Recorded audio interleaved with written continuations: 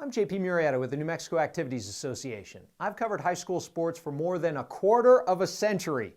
Fan behavior has been an issue since sports were invented, but right now it is out of control. The threatening and abusive language has to stop. Persistent poor conduct, those are not words we want associated with fan behavior. We have three better words: compete with class. When parents are shouting obscenities at officials during a middle school girls basketball game, something is wrong. As one reporter recently put in a column, quote, "If you've ever uttered a curse word at officials trying to do their job, you're the problem," unquote. That kind of behavior is impacting the pool of officials. We are at a critical shortage of officials in various sports. It's difficult to find people who want to officiate, and who can blame them? Who wants to come out to be berated on the field of play for 2 hours? A large group of young officials give it up after a year or two. Why? Because they're tired of getting yelled at. You really just need to have really thick skin. Yeah. It's kind of that throw you to the wolves feeling. My name's Leon Lopez. I work out of the Northeast region. I work in Santa Fe. I've been doing this for 40 years. So I've seen a lot of basketball. I've seen a lot of changes in fan behavior. I think what I've really noticed is just respect has changed. I don't know if it's, parents trying to live their life through their kids, it's an inflection on them if their kid's not playing well and the calls don't go their way. But I do think some of the parents need to get it in perspective. It forces those with talent and those that really want to be an official to stop, because it just feels like it's not worth it. It's hard to tell adults what to do, especially when it's directly or indirectly related to their children, right? But we remind them who they represent, obviously themselves. That doesn't go very far at times, but when we tell them, hey, you do represent your child, you represent our program and our school, and I would appreciate you guys representing us in a classy way, the best way possible. I've been on the floor when fans are just being very abusive to referees and sometimes coaches, and even some cases players. It's embarrassing. I've seen some of the kids just kind of know that that's their parents or their uncles or aunts, and they're embarrassed. I think a big part of teaching these kids is they need to learn respect to authority, and there's authorities in our life, whether it's a teacher or a parent or an official. It's not that fun when no one is nice. Once in a while, you might get on an official and complain a little bit, but that's my job as a coach, and hopefully we do it respectfully. But sometimes, I'll yell at the officials just like any other coach, but, I want to treat them with respect because they're a big part of the game. Until people take accountability for what they are doing, they're just going to continue to do it. At the end of the day, this is a high school basketball game. This is for our kids. We do need parent support and involvement. We do need our officiating crew to be the best that they can be, just like we expect our coaches and our players to be. And by yelling at people, I don't think that's really going to help. It's just a game. Let your kids have fun, let them play, and allow them to learn the game. I always tell the kids, everybody makes mistakes, coaches, players, and officials, and we just got to understand that and move forward every time. We need to all do better. Not care less, but figure out a way to care better. I have never really come across a referee that's trying to cheat anyone. I hear that we're cheaters in many cases. We spend a lot of our own time and money to become better at this advocation. We all have regular jobs. If I had to add up all the hours that I have spent officiating for the dollars that I have received to officiate, I can probably tell you I'm in the $2.50 category. So that means that I love this. I want to do something good for the community, and I want people to understand that it is part of the game. We have to be there. The game couldn't be done without officials. It couldn't be done without fans. I think it's very exciting to have fans that are within the limits of what they should do. We shouldn't need police escorts all the way out of town for officials, and yes, that happens. We shouldn't have to tell parents to act like adults, but we do. If you see poor behavior at your school, shut it down immediately. If you don't do anything about it, you are condoning it. It will only continue and continue to get worse. Be a part of the solution, not part of the problem. If you're a fan, cheer as loud as you can. Encourage your kid. But when it comes to criticizing the officials, zip it. We love the hometown passion and enthusiasm, but keep it positive. If you think the officiating is poor and needs improving, here's a suggestion. Sign up and grab a whistle and help make it better. We are losing officials, and without officials, there are no games. Games will be canceled because of the shortage of officials. Your kids might not have the opportunity to even play because games are canceled after some poor behavior drove the officials away. We are at a point of holding games without fans. We are at the point of canceling games because there's no officials. Let's hit reverse on this road trip and just back it up. These officials have chosen to help out athletics by being a part of the game. We don't want to lose them. Encourage positive support and eliminate the negative behavior. The kids deserve better than this.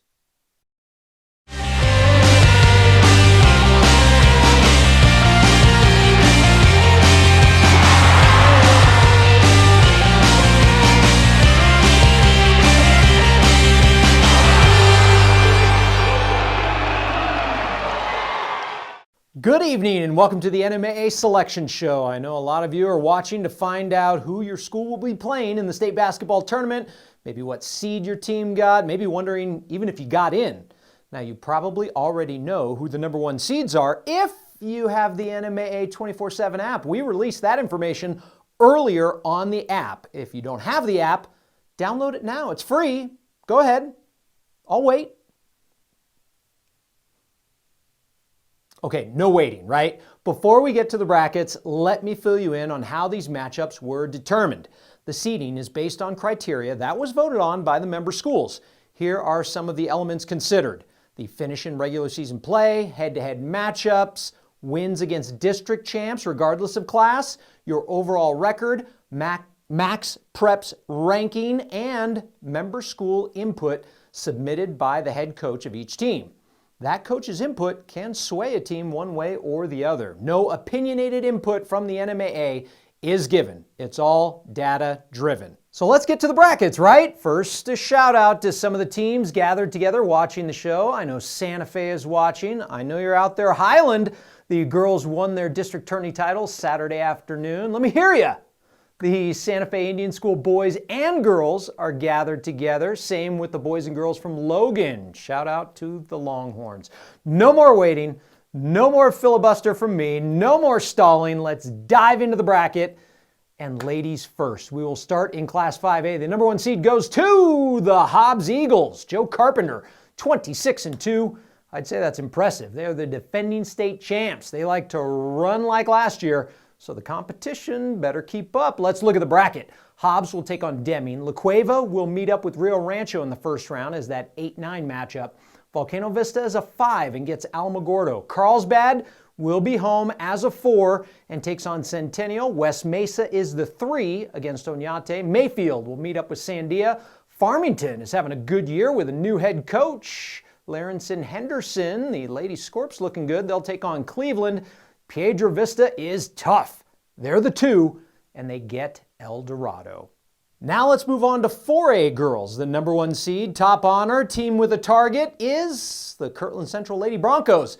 They are 24-3 under Devin Manning. Manning is a former standout player himself from the Four Corners. Kirtland has 19 state championships to their name, more than any other girls basketball program in the state.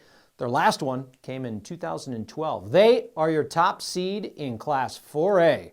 4A girls bracket looks like this. Look at that first round matchup, Kirtland and Shiprock. I'd say they know a little something about each other. Some great games in the past between those two. Portales and Artesia, you'll get to know each other in the opening round. Highland, watching tonight, you're a 5. What do you think about it? Huh? Okay, are you happy with it? They'll face Los Alamos. Pojoaque is the 4, gets rival Espanola Valley. On the other side, it's Gallup at the 3 against Grants, a little G&G special. Silver and Goddard going at it. St. Pius is a 7, Hope the 10. Los Lunas is the 2. Now the Los Lunas girls have won 20 in a row. Marty Zeller has this team running like a machine. They won it all last season. played in the state final 5 of the last 6 years. Bernalillo is up first for them. 3A girls. The top seed went to Robertson. Robertson is 25-2 under Jose Medina. Their 2 losses are by a total of just 9 points. They lost an overtime game against Tucumcari back in January and then came up short against Santa Fe Indian School on Friday. Robertson played in the final back in 2001. Release the bracket. Robertson, you will host Cobre in your first round game. 8 and 9, that's West Las Vegas and Tohatchee. Navajo Prep is the 5 seed. They'll take on St. Michael's. Hatch Valley is the 4. Theroux checks in at 13. On the other side of the bracket, Tucumcari is a 3. They're having a good year, 21-4 on the season. They'll face Cuba. Tularosa at 6, Sandia Prep at 11, Socorro at 7, Crown Point's at 10. The 2:15 matchup is Santa Fe Indian School and Laguna Acoma. Now, if this plays out according to seed, a 1-2 matchup would be a rematch of their district tourney title game. Let's move on to Class 2A girls. The top team is Texaco. They are 22-3 overall under head coach Rich Luscombe. Their only loss to a New Mexico school was a 3-point setback to Robertson back in December. They've won 13 straight. Texaco won it all last year, a 1-point victory in the state final. What a game that was, if you remember. In fact, they've won a state title in 3 of the last 4 years. Here are the numbers and the teams in the girls 2A bracket. Texaco gets Loving, then it's Mescalero and Magdalena at 8 and 9. Estancia is the 5. They'll face Rehoboth. Dulce is a 4, matched up against Newcomb. Pecos is a 3. They'll match up against Siagai. Lordsburg is the 6 against Cloudcroft. Clayton is 7. Alamo Navajo 10. Penasco is the 2 seed. They will host McCurdy this weekend. Class 1A girls, the number 1 seed, based on the criteria, goes to Melrose. 21-6 under head coach Caleb King. They played in the state final last year. They'll try and work their way back as a number 1 seed this time around. Melrose will take on Tohajali. Cimarron an 8 and Elida the 9. 9's the number for them because Elida is the 8-time defending state champ, going for 9, and they have a tough road ahead. Cliff is the 5 seed and will face Fort Sumner. Pine Hill, you are the 4 against Roy Mosquero. On the other side of the bracket, it's Logan as the 3 facing Hondo Valley. Camado a 6 going up against Des Moines. Animas earned a 7 against Jemez Valley as a 10. Tatum takes the 2 seed against Dora. But that's only half the story. Now let's break down the boys bracket. We will stay in Class 1A and the top honor goes to Camado. They're your top seed, 26-1 overall. Their only setback, a 4-point loss to Magdalena in January. Camado will face Walatoa in the opening round. Then it's Gateway and Elida. Melrose is the 5 this year up against Animas. Logan is the 4, gets Cimarron. Maxwell is the 3 against Evangel Christian. Tatum is 6 and will face Foothill. NMSD is a 7 going up against Vaughn. Fort Sumner is the 2 seed and will take on Tohajali. Class 2A boys, the number 1 seed goes to a team in green, a team that knows something about lifting the blue trophy lately, the Pecos Panthers. Pecos is 23-3 and riding a 12-game win streak right now. Pecos is a 2-time defending state champ. Head coach Ira Harge is in his 6th season with the Panthers. He says there's some pressure that comes with being the number 1 seed. It's tough because of the position and makes that target bigger, of course, but it's what everybody strives for because they think you're playing lesser teams is what you think, but that's not necessarily true. So, I mean, everybody's record when we get to the state championship tournament is 0-0. And so we're just hoping that we can just go in there and just play hard and have the success that we've had in the past. Boys Class 2A bracket. Pecos will take on Monte del Sol. Then it's Magdalena and Estancia, Mora and Eunice. Texaco takes on Manal in the 4-13 matchup. Newcomb earned a 3 seed on the other side of the bracket. They'll face Siagai. Then it's McCurdy and Escalante, Mesilla Valley and Rehoboth. Santa Rosa is the 2 seed and will match up against Jal in the opening round. 3A boys. The top team in this bracket goes to a group of men. Horsemen, the ones from St. Michael's, you know them. They are in the top spot. They are 19-8 under David Rodriguez. They last raised the blue trophy in 2012. Let's see the 3A bracket. I want to see how it sizes up. Okay, yeah, there it is. St. Michael's, you will play Theroux. West Las Vegas and Bosque is the 8-9 matchup. Cuba is the 5. They'll take on East Mountain. Santa Fe Indian School is a 4 and matching up against New Mexico Military Institute. Now, Hot Springs is the 3. I want to talk about them for a moment. For the first time since 2000, the Tigers claimed a district title. Second-year head coach Derek Bean is leading the team to the postseason for the first time in a long time. Bean is a 2005 graduate of Hot Springs High School, and he never had the opportunity to play in the postseason. In fact, the last time Hot Springs won 20-plus games was back in 1994 behind Royce Olney. They'll take on Tularosa. Fort Wingate is a 6 against Robertson. Navajo Prep is the 7 to take on the 10, Dexter. Sandia Prep is the 2 seed, and they will see Cobre this coming weekend. Moving on to Class 4A. The boys' Class 4A top seed goes to a team in search of their first state title, Los Lunas. The Tigers are 24-3. Their last loss was back on January 4th to Las Cruces.